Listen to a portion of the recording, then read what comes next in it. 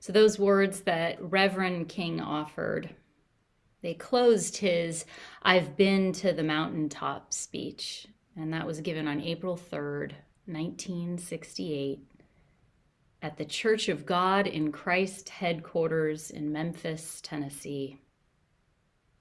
And the mountaintop that King drew from came from the Hebrew Bible in Deuteronomy. Moses, the great prophetic liberator of the oppressed Israelites, he leads his people through that desert, urging them to follow him, for life and freedom waits in the promised land of Canaan. But right before they get there, God speaks to Moses one last time. Then Moses went up to Mount Nebo, and the Lord showed him the whole land, saying, I have let you see it with your eyes, but you shall not cross over there. And then Moses died there, his sight unimpaired, and his vigor had not abated. Those are words from Deuteronomy.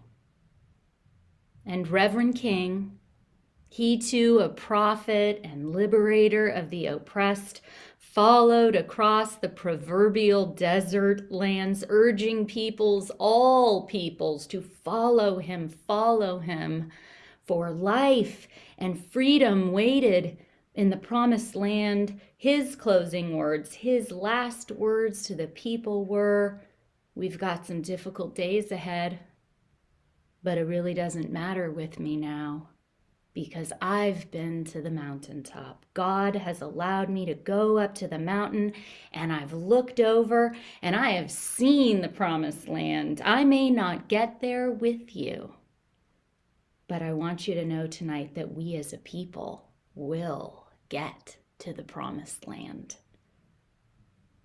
So I'm happy tonight, he said.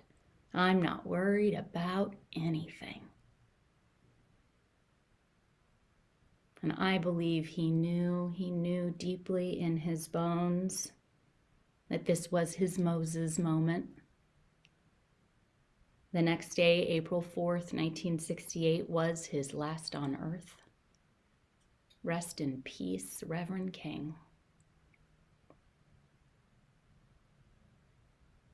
But what is this promised land anyways, right? The Bible it's a book of symbols. It's a book of symbols, my friends. What is this promised land anyways?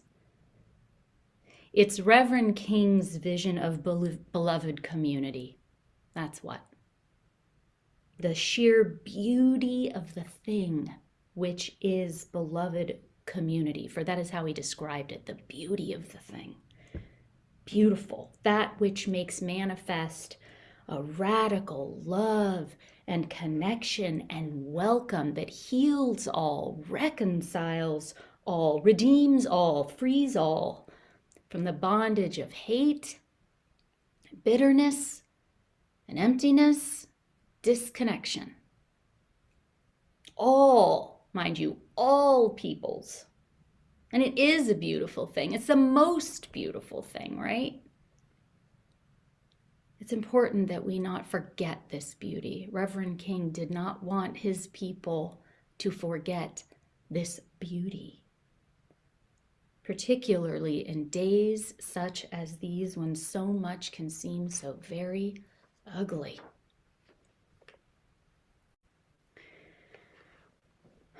And we as Unitarian Universalists, we've been using the words beloved community a lot, right? Have you noticed?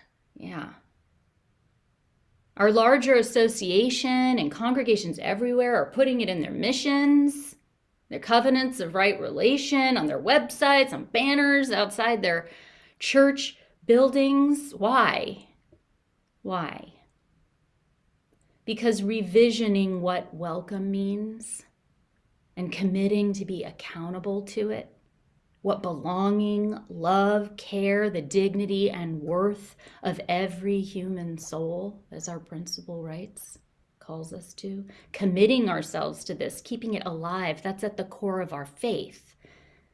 So that's why those words so resonate with us Unitarian Universalists. I know that you can get behind this. Many of you are members of this church or call yourself UU because of this, right? And we have some serious work to do. You might have noticed that I said beloved community means revisioning what welcome means, what belonging, love, care, the dignity and worth of every soul, revisioning what this means, because we haven't arrived at beloved community yet. We haven't figured this out. We're not at the promised land yet. Paula Cole-Jones, who served as the director of racial and social justice for the UUA's larger Central East region, and has done a million other things, but we'll stop there. She's amazing. She developed the idea of the existence of two different paradigms in UU circles. The UU7 principles, right? Lauren put those up for us. These are the touchstones to how we live and breathe our faith. And beloved community. And after working with congregations on these issues for 15 years, countless congregations, she realized that a person can believe they are being a good UU and following those 7 principles without thinking about or dealing with racism and other oppressions at the systemic level, So let me unpack that a bit, because this is so important. So racism describes the marginalization or oppression of individuals because of their race. And we can zoom out there and say that this marginalization or oppression of individuals isn't just about race. Discrimination against a myriad of identities exists in our culture. Lauren listed a lot of them, right? Trans peoples, indigenous peoples, disabled peoples, poor peoples, women, the gay community. But people of color, hands down, face the highest level of discrimination and oppression. So, systemic racism and oppression describes what happens when cultural institutions, larger systems, and ideologies, thinking, right, reflect that individual racism and oppression, okay? So a few examples: our education system, the healthcare system, the criminal justice system, and on and on. And it's when prejudice and bigotry are baked in to the operations of these cultural institutions, these systems, and the consequence of this are insidious and vast, from the racial wealth gap, mass incarceration, immigration policies, racial profiling, disparities in health, education, employment, housing, right? And because our culture takes all of its cues from all of these systems, we can say that systemic racism and oppression exist everywhere. It's everywhere. It's baked in, right? And we, the people, you and I, all of us who move in and out of these systems all day, we've been baked in as well, right? This is the insidiousness of systemic oppression. No one's untouched by it. But white identified people, no matter what other marginalized identities we might hold, right? White identified people, we are the beneficiaries of this systemic oppression, okay?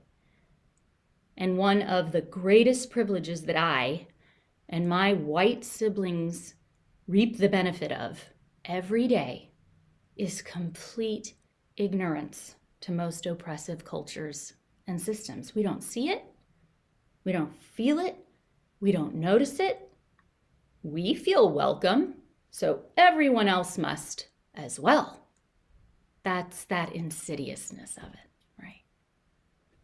And again, it gets complicated when one holds other marginalized identities. As a woman, I know this well.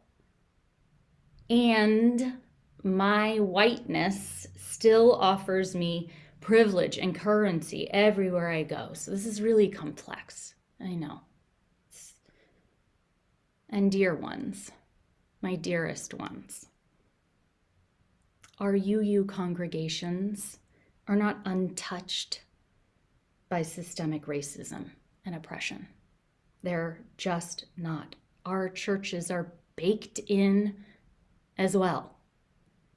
And yes, UUs have done a wonderful job fighting racism and oppression in the world, and I do not doubt for one second that each of you deeply care about these issues and our siblings of color. But we white folks also, and most often unintentionally, continue to center whiteness and other dominant identities in our faith and in congregational life.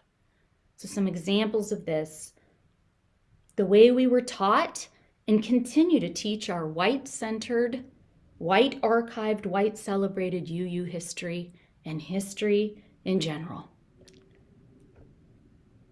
Our buildings and the aesthetic white stories they tell. How we worship, yeah. And the countless other areas of church life that center the narratives and needs, hear that, the narratives and needs of those who are white. Okay? Take a breath with me, church family. It's okay. It's happening everywhere. It's what we have all inherited, right? It's the legacy we've been left with, and we are waking up to it now, okay? Okay, we're in this together. And this is what Paula Cole-Jones observed in her work with countless UU congregations all over this country, that this stuff was baked in, and she realized that an eighth principle was needed to get at this, right? So in 2013, she began working with UU people of color and local anti-oppression activists to draft this principle and formally recommend that the UUA adopt it as well, the Unitarian Universalist Association. That's the big hub, right, in Boston, for those of you who are still figuring out how we all work. So since this time, a growing movement, now called the Eighth Principle Project, is underway. 145, as of like 5 days ago, 145 Unitarian Universalist congregations, including many of our neighboring churches, have voted to adopt it. And this sends a powerful message to our UU association, for they too are in the process of adopting it. So this is a call to action, and it's exciting. Right? Revisioning is always exciting. In our First Parish Eighth Principle Task Force, we got to meet one of them, Danielle, who lit our chalice, Jerry Bayer, Claudia Clark, Danielle England, Izzy Toppin DeFries, Ben and Roma Jerome, and Beverly Smith. They have been working tirelessly to find good and meaningful ways to begin these important conversations here at First Parish. This is not something we adopt and call it a day, my friends. So over the next months, you're going to see and hear more and more from them as we prepare ourselves to consider voting in the eighth principle here. And I hope you will engage with it. I really do. And remain curious. Remain curious. And this principle explicitly names our commitment to anti-racist, anti-oppression work It acknowledges that this stuff is baked into our system, baked into us. And it also helps us to hold ourselves accountable to the dismantling of it, right? To revisioning and reckoning and reconciliation. So I'm going to read it to you again. We, the member congregations of the Unitarian Universalist Association, covenant to affirm and promote journeying towards spiritual wholeness by working to build a diverse, multicultural, beloved community by our actions that accountably dismantle racism and other oppressions in ourselves and our institutions. It's exciting. You know, Reverend King, he once preached about freedom never coming on a silver platter. He said, freedom is never easy. It comes through persistence. It comes through despair and disappointment, but that this is the long story of freedom. That's the beauty of the thing, he said. Because working towards it, freedom, the beloved community where every human being is loved and cared for, centered and welcome, this is the vista where we too glimpse the promised land, the place of spiritual wholeness, where we all get free, but we are gonna have to cross some deserts, dear ones. We are gonna have to do some interior reckoning, get lost in the wilderness together, and many of us won't get to the promised land, but those who come after us will. Our kids. Let us here at First Parish consider the legacy we want to leave for them. I have so much to learn and unlearn. I did not arrive here an expert. I miss the mark all the time. Sometimes it leaves me exhausted and overwhelmed and hopeless. But this spiritual wholeness part and my attempt to get to this, it depends on this work. And it will be imperfect work. And church family, your attempt to get to spiritual wholeness depends on this work as well. Reverend King knew it. Moses knew it. Every last prophet and those who continue to move among us, they know it. Our you Black, Indigenous people of color, they know it. And they are begging us to know it as white people. They are begging us to believe it and to get to work. And let us not forget that this work is a thing of beauty and joy. My God, liberation is always a thing of beauty and joy. And our hands, your arms, your heart, your light are, like Leah Morris sang at the top of the service, strong enough and good enough, wide enough and big enough, bright enough to give and be love. Yes, they are. So let us know that too. And it is an honor to be in this with you. We are in this together. All right?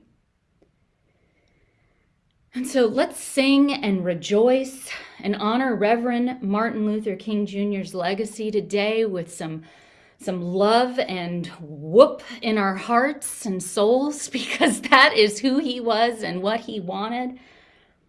Let us keep that hope in our bones, for the promised land awaits. And let us keep liberation on our tongues, my dear ones. Now we'll extinguish our chalice while I do the same here.